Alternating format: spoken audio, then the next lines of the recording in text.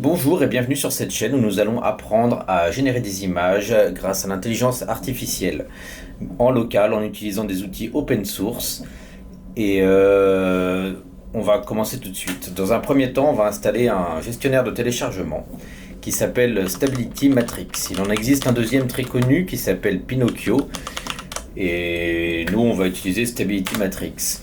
En fait, ça va nous simplifier la vie pour l'installation de tout le reste. Donc je vais sur le site de Stability Matrix, je télécharge la dernière version. Il faut aller tout en bas de cette page pour le trouver. Oula. On prend donc la version Windows et je l'installe. Donc personnellement je vais l'installer sur le disque dur F où je vais créer un nouveau dossier que je vais appeler AI comme Artificial Intelligence. Hop, ça y est, c'est téléchargé, c'est très rapide. Ma foi, on extrait Stability Matrix. Alors, le disque dur a un petit peu de mal à démarrer.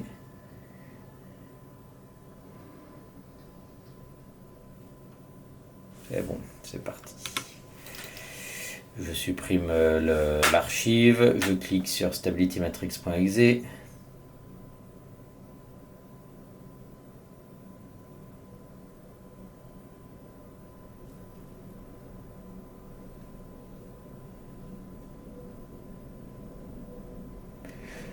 Hop, il démarre, il me demande de l'installer sur quel dossier. Moi je l'installe en mode portable, ça s'installe directement sur AI/data. C'est parfait, c'est ce que je veux. Je continue, je ne cherche pas les analytiques. Là je clique sur Skip First Time Setup juste pour vous montrer comment c'est. Donc il y a les packages, on va faire Add Package ici en bas. Et donc là, les packages, c'est quoi? En fait, c'est les outils qui nous permettent de générer, c'est les interfaces visuelles qui nous permettent de générer des images en utilisant des modèles qu'il va falloir télécharger sur ailleurs. Donc Step Diffusion, c'est ce qu'on va utiliser, WebUI Forge, on va utiliser WebUI Forge. Il existe aussi Comfy UI qui est très connu, qui est très complet, Focus qui est peut-être un peu plus simple, et plein d'autres choses qui permettent de faire des choses différentes ou parfois la même chose mais avec une interface différente. Nous on va y prendre WebUI Forge. Et donc dans Advanced Options, je décoche le sharing et j'installe. Alors l'installation prend un petit peu de temps, je vais accélérer la vidéo, juste le temps de l'installation.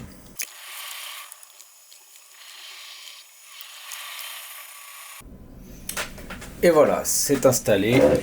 On va pouvoir donc lancer tout de suite Stable Diffusion WebUI Forge. Je lance. Alors le premier lancement est toujours un petit peu plus long que les autres.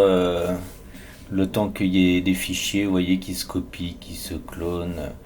Donc pour vous expliquer, là, donc c'est vraiment qu'une interface, c'est une coquille vide en fait qu'on vient de télécharger, puisqu'il va falloir, en fait, c'est un ensemble d'outils qu'on va pouvoir personnaliser, on va pouvoir rajouter des add-ons pour faire plus des choses différentes, etc. Dans un premier temps, on va utiliser l'outil de base tel qu'il arrive, et on va apprendre à générer une première image. Mais pour ça, donc, il va falloir télécharger. Donc ça c'est juste l'outil, il va falloir télécharger un fichier qui est en fait le modèle de base, le modèle IA, là où sont les informations qui permettent de faire travailler, de générer l'image tout simplement. Donc les modèles, on va voir ça juste après, une fois que ça sera démarré, ce programme. On va voir où on peut les trouver, sur quel site.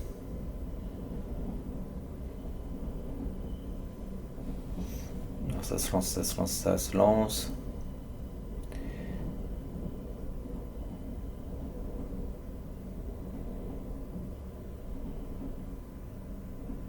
Et là, vous voyez, il y a eu une erreur de lancement. Alors ça arrive systématiquement lors de la première installation, il y a toujours une erreur de lancement.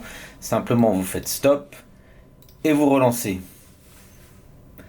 C'est au premier lancement, juste après l'installation, c'est systématique pratiquement. Alors, peut-être que ça sera corrigé plus tard. Certainement que ça sera corrigé plus tard. Pour l'instant, ça m'arrive à chaque fois, donc je pense que ça n'arrive pas qu'à moi. Voilà. Cette fois, c'est lancé, il n'y a pas de problème. Et donc là, vous voyez, c'est l'outil text to image, ça veut dire transformer un texte en image. Il existe aussi image to image, c'est transformer une image, la modifier vers une autre image. Beaucoup d'autres choses qu'on verra plus tard dans un prochain tutoriel. Là, si je clique sur Checkpoint, normalement il devrait afficher les modèles IA. Là, comme on n'en a pas, il n'y a rien qui s'affiche. Donc là, si je tape un tronc, par exemple A Dog in the Street, il ne se passe absolument rien. Ça me fait une erreur, c'est normal. On n'a pas de modèle IA. Alors, les modèles IA, où est-ce qu'on va les trouver? On va les trouver sur un site bien connu, qui est un véritable bac à sable, Civit AI. Il y en a d'autres, on peut en trouver d'autres ailleurs. Celui-là en regroupe pas mal, donc c'est pour ça que je vous invite à visiter ce site. Vous allez voir toutes les possibilités. Là, on voit des images exemples que des gens ont créées. Nous, on va cliquer sur modèle, puisque ce qu'on va chercher, c'est un modèle. Alors des modèles, il y en a plusieurs qui existent. Il y a Stable Diffusion, il y a Illustrous, il y a Pony. Alors ça c'est Pony. On voit en effet qu'il y a un petit poney. Je pense que c'est parce que dans Filtre, j'ai Pony. Je vais enlever le filtre. Hop. Donc on voit tous les modèles. Alors avec des modèles, vous voyez, il y a marqué Not Safe for Work sur celui-là par exemple. Globalement, la plupart ici sont Not Safe for Work, c'est-à-dire qu'ils peuvent nous générer tout type d'image. Vous l'aurez compris, ça peut faire autant de l'érotique que du consensuel. Donc ça en fait c'est des modèles qui ont été modifiés par des utilisateurs pour générer un certain type de contenu. Vous voyez, parfois c'est plutôt manga, parfois c'est plutôt réaliste, parfois c'est on va dire du dessin semi-réaliste. Alors le fait que ça bouge, ça n'a aucune importance puisqu'en fait ça c'est juste un programme tierce qui a permis d'animer une image pour illustrer le modèle, mais ça ne change absolument rien que ce soit animé ou pas animé. Nous on va essayer un premier modèle qui est basé sur SDXL, donc Cyberrealistic XL. On va télécharger celui-là. On va le tester. Alors, où est-ce que ça s'installe les modèles?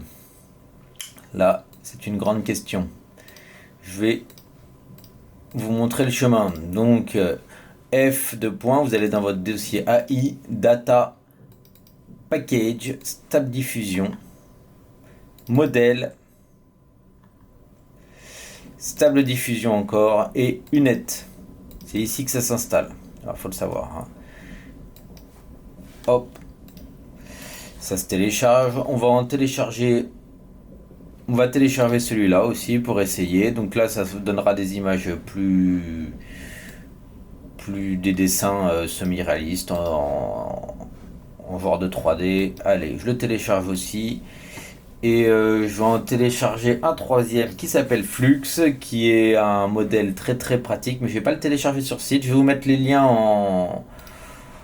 en description. Donc Flux, Safe Tensor, je le prends ici. Vous voyez, 23 Go, il est un peu plus gros que les autres.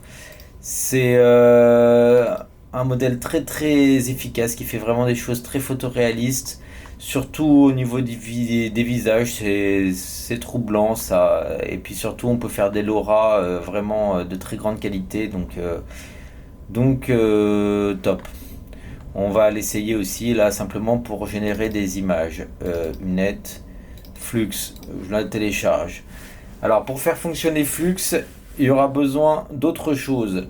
Il y a besoin de ce fichier là, ae.safetensor, qu'on va installer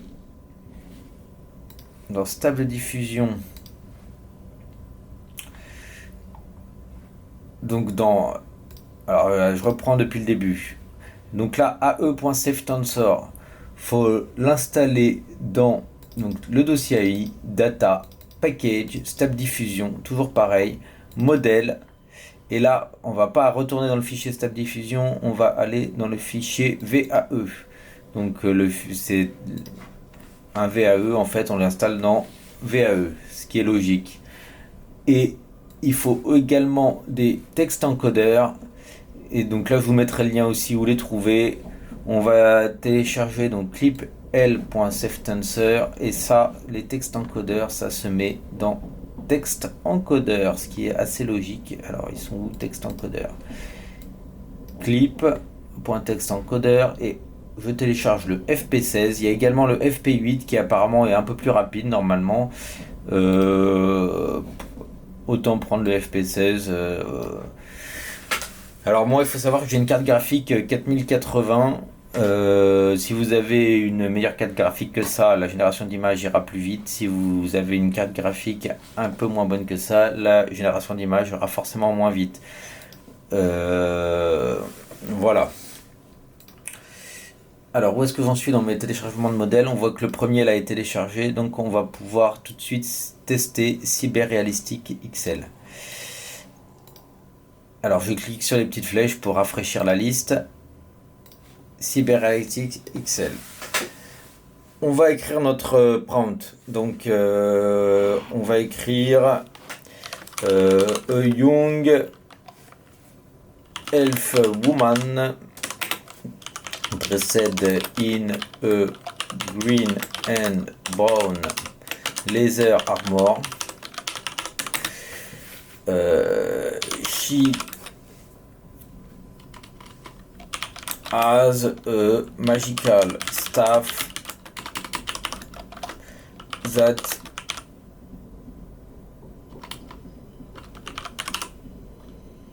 have a yellow light glowing from it. Allez hop, it, voilà.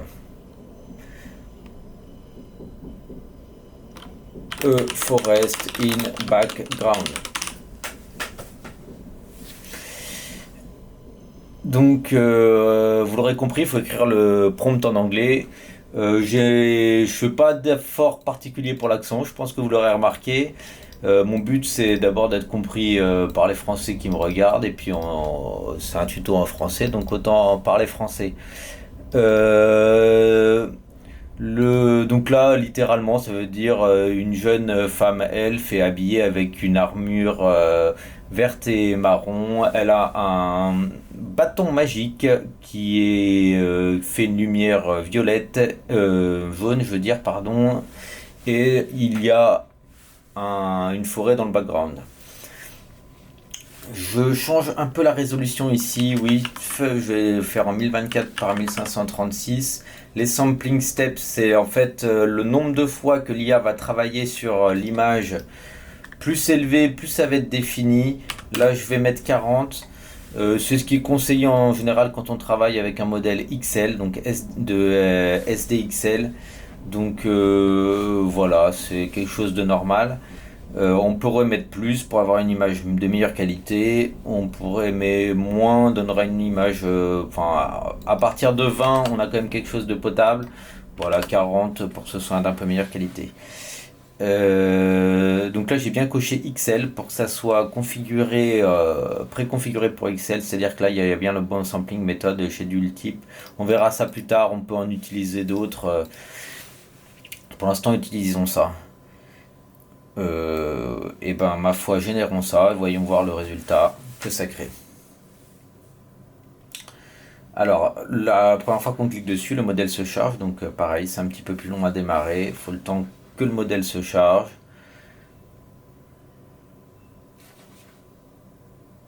Là, la génération sans space. Si on veut voir un peu l'avancement des choses, on peut cliquer ici. Ah là, on voit que c'est parti, donc vous voyez, il y a une barre bleue qui se crée. C'est la génération de la chose. Oui, c'est assez rapide. Et voilà, nous avons notre première image qui correspond au prompt, donc une jeune femme elfe avec un bâton magique qui fait de la lumière jaune. Elle a une armure de cuir. Donc ils ont mis une petite armure en métal de cuir qui est verte et marron. Voilà. Si je reclique dessus, imaginons, ça va nous générer une autre image qui ne sera pas la même malgré le fait qu'il y a le même prompt, même la même définition, enfin tout pareil. Parce que on n'a pas le même seed ici. On peut bloquer le seed en mettant les petites flèches, comme ça on fera toujours la même image. Si je clique sur ces petites flèches, là ça affiche le site de cette image, et donc si je régénère l'image, ça créera toujours la même image. Je peux rentrer manuellement un numéro de site pour retrouver une image, il n'y a pas de problème. C'est un numéro complètement aléatoire qui va permettre de créer les variations d'images, et même on peut faire des variations de variations, bref, il y a en fait une infinité d'images qui peuvent être créées. Là ça permet simplement de bloquer le type d'image qu'on a. Je remets en aléatoire en cliquant sur le petit dé. Là, on voit que les yeux, les cheveux, c'est pas très défini. On peut donner plus de précision dans le prompt. Par exemple, Young Elf Woman with blue eyes and light brown hair. Je recrée ça.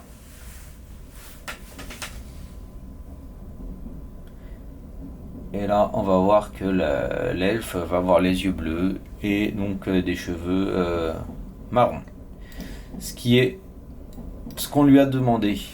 Si je clique par exemple sur portrait off, je reclique, crée, ça va nous faire un portrait. Après, la façon de prompter, ça sera quelque chose qu'on verra dans un prochain tutoriel.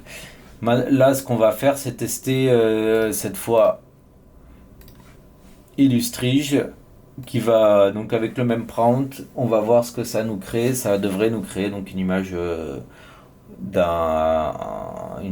un dessin qui sera semi-réaliste, comme il y avait dans l'exemple qu'on a vu.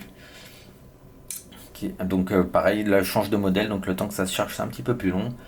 Et voilà, ça génère, et ça génère exactement le même type que ce qu'on a vu dans l'exemple, donc une image style manga.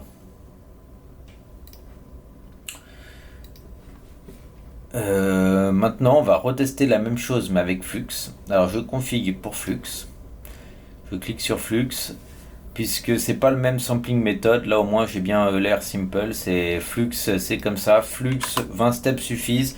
On peut en mettre plus aussi pour que ce soit plus de meilleure qualité, mais à 20 steps c'est déjà pas mal. Flux c'est un petit peu plus lourd, donc créer des images avec Flux c'est un peu plus compliqué. Donc là, dans le checkpoint, je clique sur Flux. Cette fois, dans VAE Text Encoder, je coche tout ça. C'est les choses qu'on a téléchargées tout à l'heure. AE Tensor, Clip et T5 XXL. Là, on est bien, je génère. Alors pareil, le modèle va mettre un peu de temps à se charger. Il faut être un petit peu patient. C'est la base de la vie, la patience. Et surtout de la génération d'images, si on veut faire de belles choses. Alors voyons voir où est-ce que ça en est. Pour l'instant, ça en est nulle part. Il faut attendre un petit peu, le modèle se charge.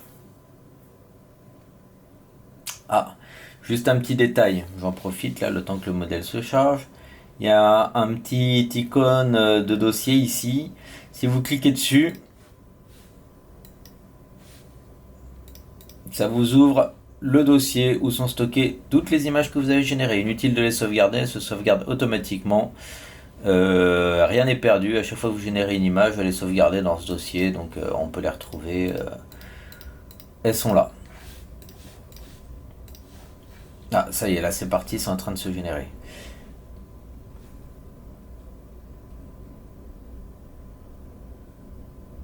Alors là, Flux est en train de nous créer une image un peu manga, puisque a priori un elfe, enfin une elfe dans le cas présent, avec un bâton magique, c'est forcément du surréaliste, c'est quelque chose qu'on trouve dans des mangas.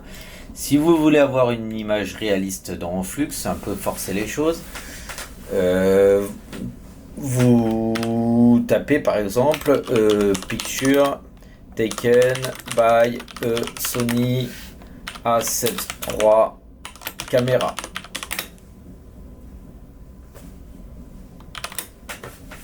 Et donc là, a priori, si je régénère, vu que c'est une photo qui a été prise par un appareil photo, donc Sony Alpha 7 III, très bonne qualité d'appareil photo, normalement, ça devrait nous sortir quelque chose de réaliste, puisque l'IA, on lui a demandé de nous sortir quelque chose qui a été pris par un vrai appareil photo. Alors on va voir ce que ça va nous sortir. Hop. Alors j'ai l'impression qu'en effet c'est beaucoup plus réaliste. On va attendre que ça finisse de se générer.